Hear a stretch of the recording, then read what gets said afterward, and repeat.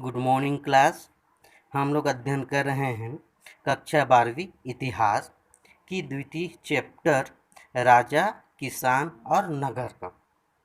कल हम लोगों ने मगध साम्राज्य के बारे में चर्चा किए थे और मगध साम्राज्य के जो शक्तिशाली राजवंश था जिसको हम लोग हय्यक वंश के नाम से जानते हैं, इसके बारे में विस्तार पूर्वक चर्चा हुई थी। आज हम लोग मगध साम्राज्य के द्वितीय शक्तिशाली वंश जिसको शिशुनाग वंश के नाम से हम लोग जानते हैं, उसके बारे में चर्चा करेंगे।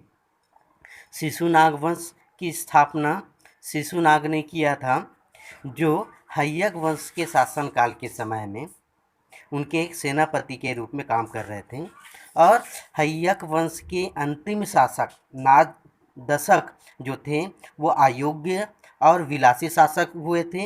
इसलिए उनके शासनकाल में शिशुनाग ने विद्रोह कर दिया और विद्रोह करने के बाद मगध साम्राज्य को अपने अधिकार क्षेत्र में ले लिया और इस तरह से हय्यक वंश का अंत हो गया और एक नए वंश की स्थापना मगध साम्राज्य में हुआ, जिसे हम लोग शिशुनाग वंश के नाम से जानते हैं।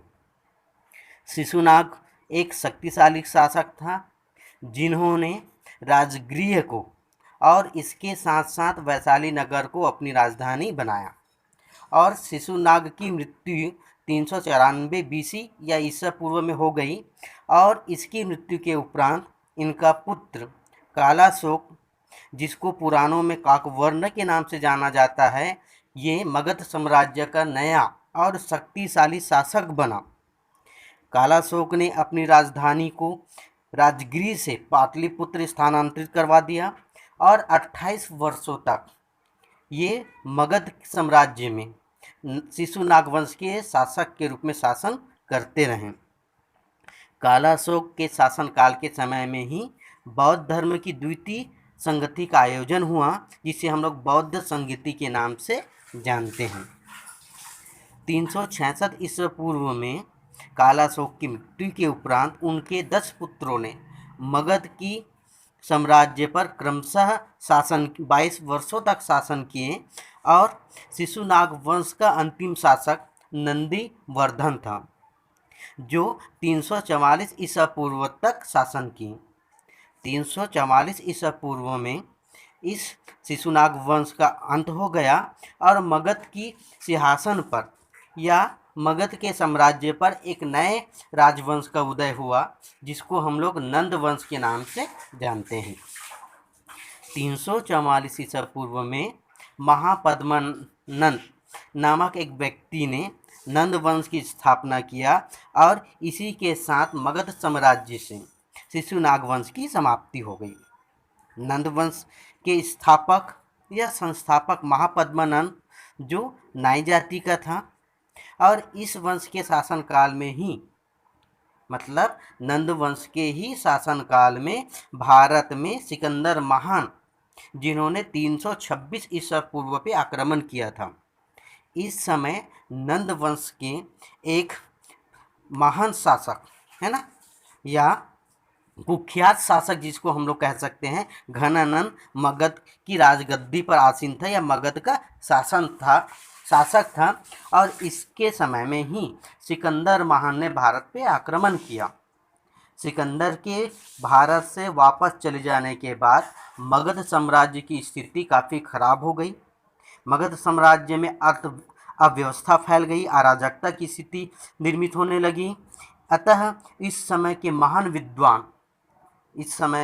जो महान विद्वान थे चाणक्य, उन्होंने अपनी कूटनीतिक चालों से घनानंद को पराजित कर अपने शिष्य चंद्रगुप्त मौर्य को, जो मूरा का पुत्र था, एक भील या पाल जाति के बारे में अलग अलग विद्वानों की अलग अलग विचारधाराएं या मत प्रचलित हैं, उन्होंने चंद्रगुप्त को, जिनको चंद्रगुप्त मौर्य के नाम से हम लोग जानते हैं, उनको मगध का नया शासक बनाया और इस तरह से मगध साम्राज्य में एक नए राजवंश का जन्म हुआ, जिसको हम लोग मौर्य साम्राज्य के नाम से जानते हैं। तो आइए आगे हम लोग देखेंगे मौर्य साम्राज्य, मगध का एक शक्तिशाली राजवंश। मौर्य साम्राज्य प्राचीन भारत में स्थापित साम्राज्यों में सबसे पहला और सर्वाधिक विशाल साम्राज्य था। मौर्य युग का प्रारंभ भारतीय इतिहास के कालक्रम में एक प्रकाश स्तंभ है, जिसके परिणाम स्वरूप भारत के क्रमबद्ध प्रामाणिक इतिहास का सूत्रपात होता है। मौर्य साम्राज्य का संस्थापक चंद्रगुप्त मौर्य था।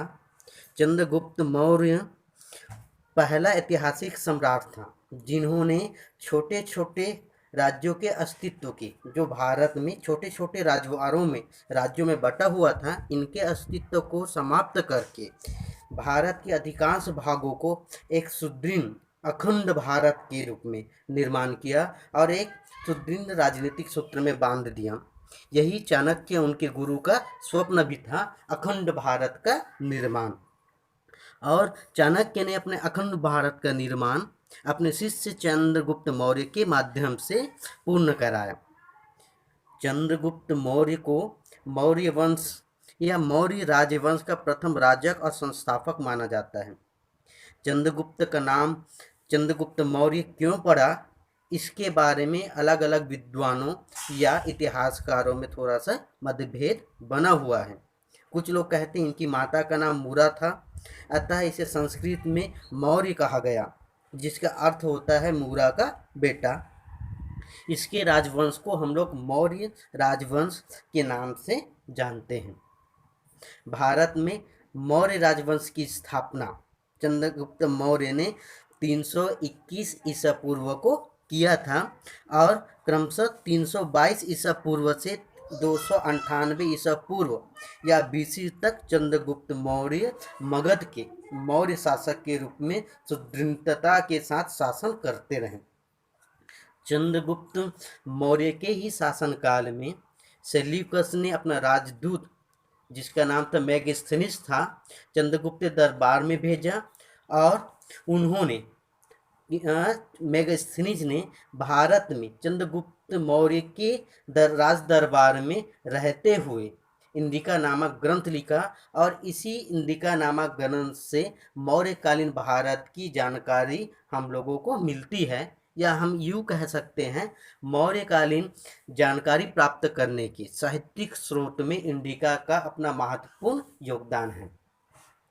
प्रश्न में ये पूछे जाते हैं कि इंडिका किसकी रचना है, तो सेल्यूकस के राजदूत मेगास्थनीज की रचना है, या इंडिका को किसने लिखा है, या मेगास्थनीज की रचना कौन सी है। तो मेगास्थनीज ने चंद्रगुप्त मौर्य की दरबार में इंडिका नामक ग्रंथ को लिखा है, जिससे प्राचीन मौर्य कालीन जानकारी प्राप्त होती है। चंद्रगुप्त मौर्य के मृत्यु के बाद उसका पुत्र बिंदुसार 298 बीसी या ईसा पूर्व को मौर्य सम्राट बना और 273 बीसी या ईसा पूर्व तक मौर्य शासक के रूप में उन्होंने शासन किया। बिंदुसार की मृत्यु के उपरांत उसका पुत्र अशोक, सम्राट अशोक 273 ईसा पूर्व को बिंदुसार की मृत्यु के उपरांत मौर्य सम्राट के रूप में मगध की राजधानी में बैठा है, किंतु इसका राज्याभिषेक 4 साल बाद 269 ईसा पूर्व में किया गया।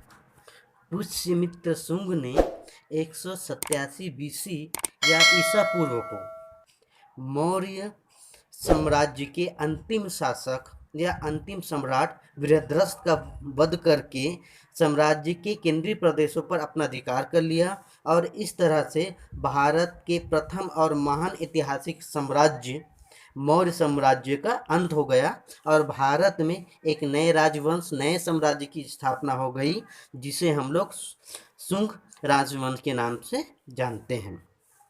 तो कल की कक्षा में हम लोग देखेंगे सम्राट अशोक, जो मौर्य सम्राट या मगध का सबसे महान शासक था।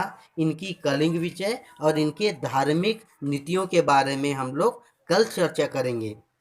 आशा करता हूँ कि आज की कक्षा में बताई गई सारी चीज़ें आप लोगों को अच्छे से समझ में आई होगी। Thank you.